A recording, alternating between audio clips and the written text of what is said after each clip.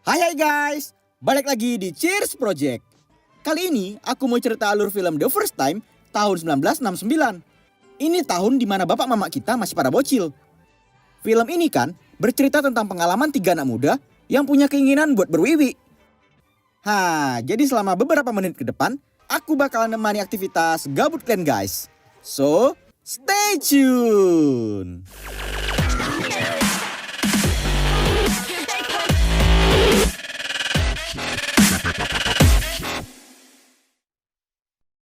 Jadi ceritanya tuh gini weh. Ada tiga anak cowok yang udah berteman dari sejak bocil. Kenny, Mike, dan Tommy. Dari naik sepeda, godain cewek-cewek, berenang di danau. Kayak gitulah kerjaan mereka tiap hari. Orang ini tiga tinggal di kampung. Tempat aja yang kampung. Tapi tetap aja luar negeri ya kan. Saat udah lulus SMA, Kenny disuruh bapaknya buat kuliah di Amerika Serikat. Sekalian tinggal sama kakek nenek. Suatu saat di siang bolong, Kenny lagi terbengong di luar. Mendadak Pamela, sekretaris kantor bapaknya, datang ke rumah. Mata si Kenny langsung terfokus ke bokong. Ya namanya lagi masa pubertas, isi otak bokep semua. Nengok yang bahenol dikit, langsung terpancing burung itu. Hey Kenny, bapak ada di rumah? Aku mau ngasih berkas-berkas kantor. Ada kok di dalam, masuk aja kak. Jadi bapak si Kenny ini ada proyek penting di luar kota. Itulah makanya si Kenny disuruh kuliah di sana. Karena mamanya juga udah gak ada, dan gak ada yang ngurus dia di situ. Ternyata kan weh, si Pamela ada hubungan spesial dengan si bapak. Oh mak, mantap-mantap dengan sekretaris sendiri. Enaklah kerja di luar kotanya, biar sekalian mantap-mantap pulanya ya kan. Pas orang itu dua lagi cipuan, ketengok pula sama Kenny. Oh alah, udah nyuri start duluan bapak awak rupanya. Gaslah terus pak. Hari keberangkatan tiba. Kenny diantar ke bandara sama bapak, Mike dan Tommy. Ya namanya juga perpisahan, mereka jadi saling sedih dengan kepergiannya. Jangan lupa kau kirim surat sama kami Ken. Jangan pula yang sombong kali kau geng. Mentang-mentang udah jadi anak kota nanti. Oke? Selalu aja lah Glenn. Nih uang jajan buat kau. Bebek lah di sana ya. Kau dengar-dengar nasihat opungmu di sana ya Ken. Ding nung ning nung. Pesawat WW69 tujuan United States telah tiba. Penumpang diharapkan segera memasuki pesawat. Terima kasih and cheers. Akhirnya Kenny pergi ninggalin kampung halaman. Sesampai di sana, ternyata nggak terlampau enak kali kehidupan dia. Di dalam isi surat yang mau dikasih ke Mike dan Tommy, dia nulis banyak kebohongan. Dibilang opungnya menyenangkan, padahal orang itu asik dengan kesibukan masing-masing. Di kampus, dia mau dipilih jadi kapten baseball. Padahal cuma duduk-duduk nonton aja dia di situ. Ada danau yang besar buat berenang, padahal cuma kolam main anak-anak. Waktu dia lagi nongkrong di kafe, dia ngedengar percakapan dua orang yang lagi ngomongin tentang dugem. Kenny pakai cerita orang itu di suratnya. Dia ngasih tahu kalau dia mantap-mantap sama cewek seksi bahenol bernama Rosie yang ketemu di bar Kanada. Semua hal bohong itu ditulis biar Mike dan Tommy ngira kalau pergaulan dia di situ enak-enak. Beberapa bulan kemudian, di saat siang bolong, Kenny lagi nengokin cewek mandi sabun. Wih, paten kali ya orang kedua. Maulah aku jadi mobilnya biar bisa dimandiin juga. Kenny, muka aja yang kelihatan polos. Tapi isi otak bokep semua. Mendadak di hari itu, dia dapat telepon dari Mike dan Tommy. Woi, Lapet! Apa kabar kau, geng? Kau tahu, kami sekarang lagi ada di Amerika Serikat. Ih, serius, Glenn? Kok tiba-tiba pula? Kok gak ngabarin kalian dua? Ya gara-gara isi surat kau lah ini. Udah nabung kami. Sekarang lagi nyewa hotel. Bisa kau bawa si Rosie kemari?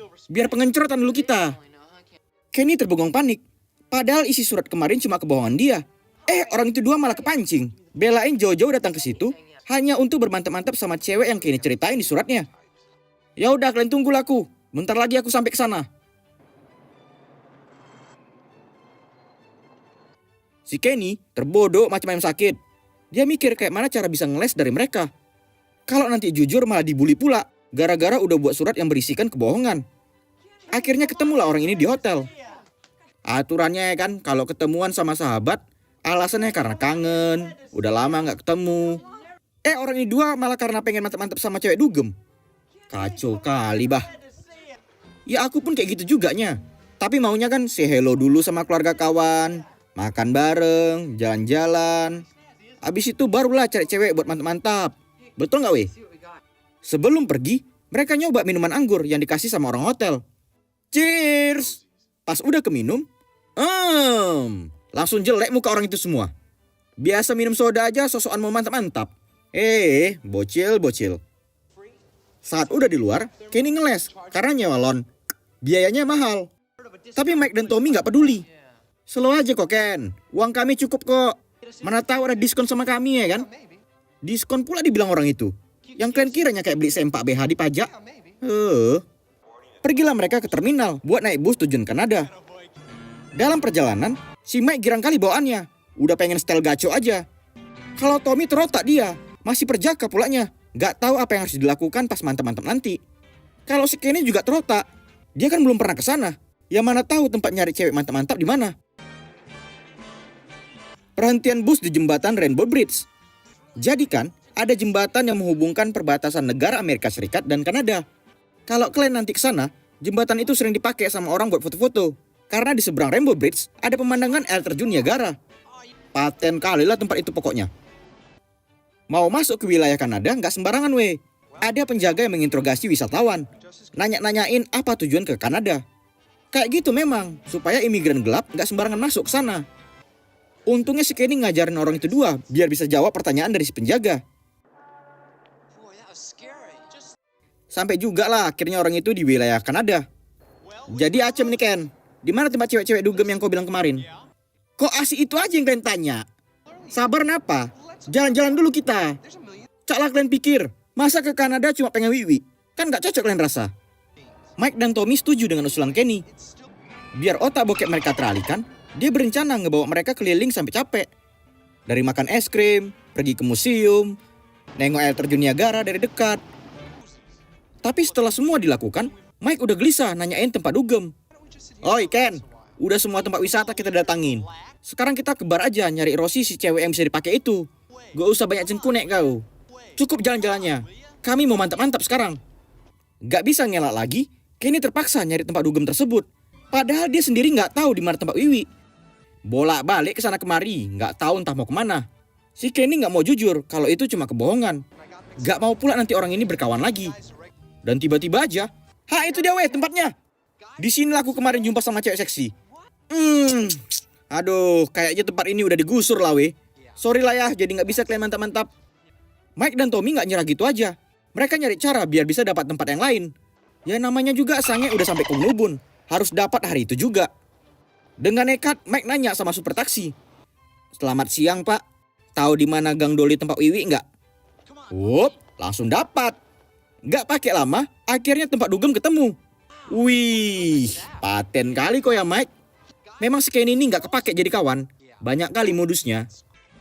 Masuk orang yang tiga ke dalam bar. Di situ, mereka nengok ada banyak cewek joget-joget. Wih, ngeri kali pakaian orang itu kan weh. Tahu kalian kertas manila kilap? Kertas yang biasa dipakai buat praktek pelajaran kesenian di sekolah. Kayak gitu kan warnanya. Ada-ada aja pakaian orang tahun 69. Sampai nelan ludah mereka nengokinnya. Awas muncrat duluan pula nanti kalian.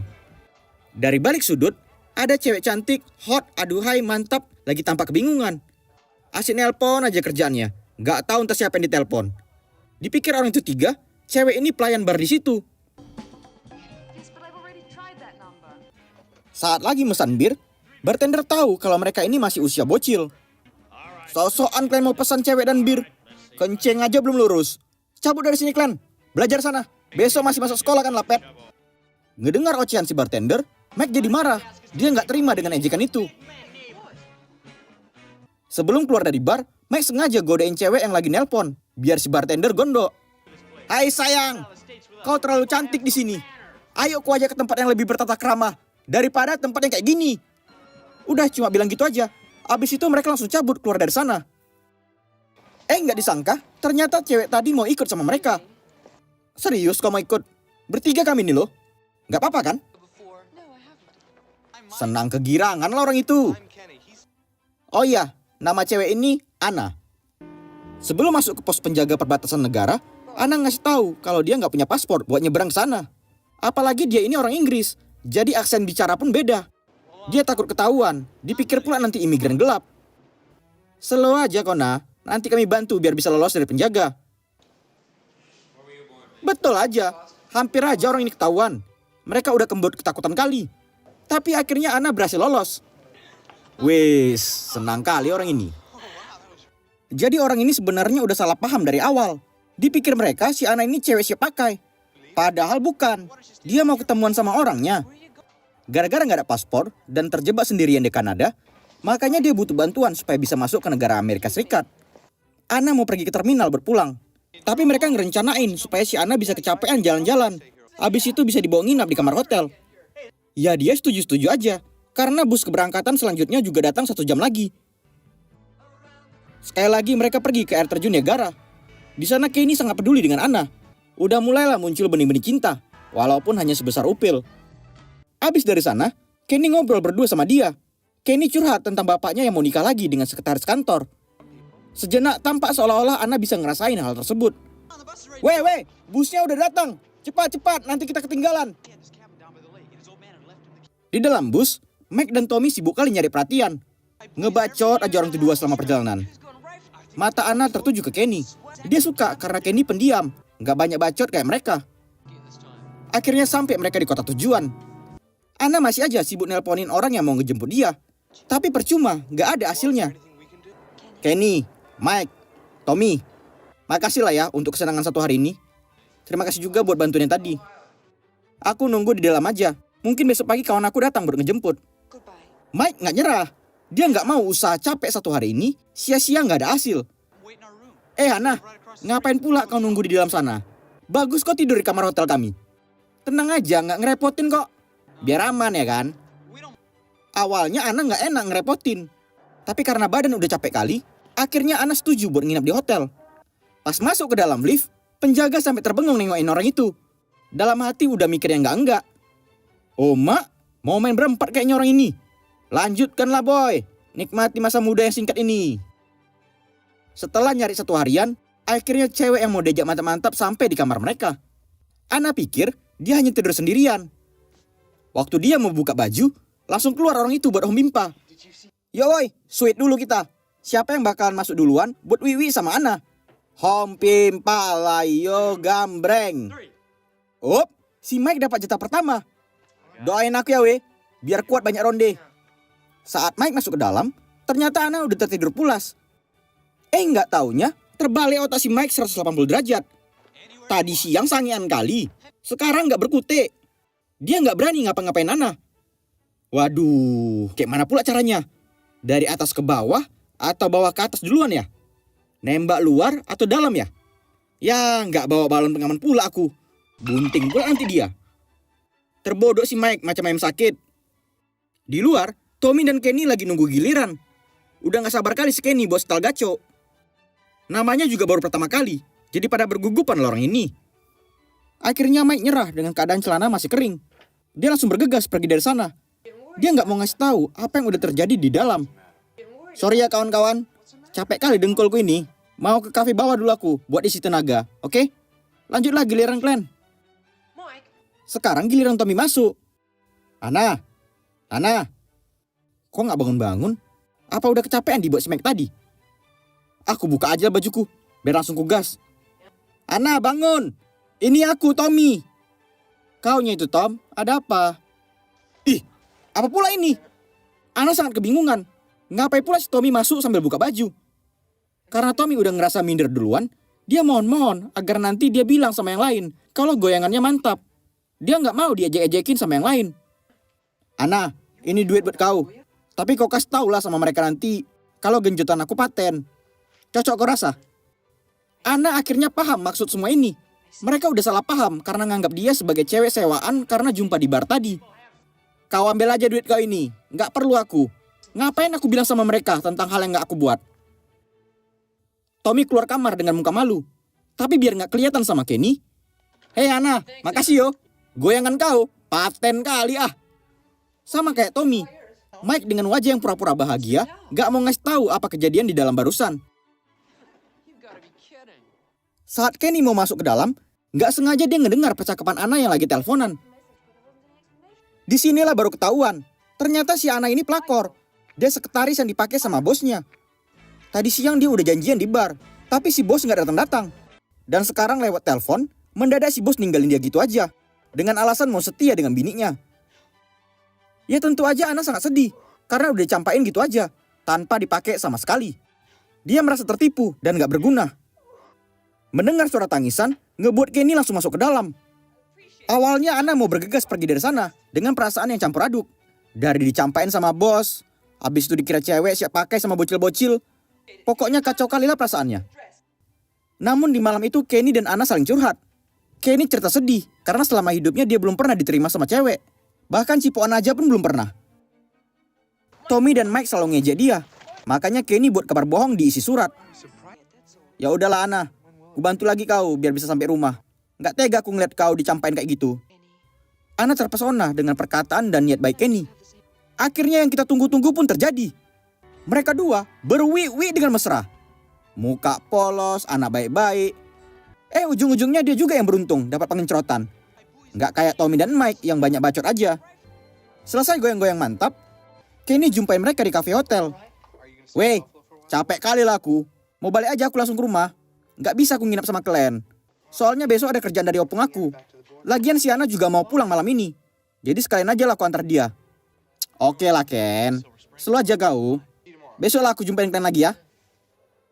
Waktu Kenny udah pergi. Tom, kayaknya si Kenny gak berhasil wiwi sama Ana. Kasian kali ya dia. Oh alah, masih aja banyak bacot orang dua. Kalian yang kasihan woi, malulah. Di penghujung film, Ana ngasih tahu kalau tidak ada yang terjadi sama dirinya dengan Tommy dan Mike di kamar. Dan dia juga ngasih tahu kesalahpahaman yang mereka pikir kalau dia adalah cewek sewaan dari bar. Ana, aku sangat cinta dirimu. Kenny, kau selesain dulu kuliahmu. Kalau kita berjodoh, suatu saat pasti kita bakal ketemu lagi. Makasih ya Ken, udah ngehibur aku malam ini. Udahlah, sampai sini aja kau ngantar aku. Lanjutlah kembali kehidupanmu. Mereka ngelakuin cipuan perpisahan. Akhirnya Ana pergi ninggalin Kenny. Dengan pasrah, berharap suatu saat bakal ketemu lagi, Kenny ikhlas dengan kepergiannya. Dan akhirnya film pun tamat. Oke guys, demikian alur cerita film The First Time tahun 1969. Pelajaran yang bisa diambil dari film ini adalah belajar baik-baik, sukseskanlah diri dulu. Kalau masih dikasih uang jajan sama mama, jangan sosokan mau mantap-mantap. Cocok kalian rasa weh? Dukung channel Cheers Project biar makin berkembang ke depannya weh. Oke? Maaf kalau uploadnya agak lama, karena aku ngerjain channel ini sendiri weh. Biasalah. Ya udahlah dulu ya. Terima kasih and cheers!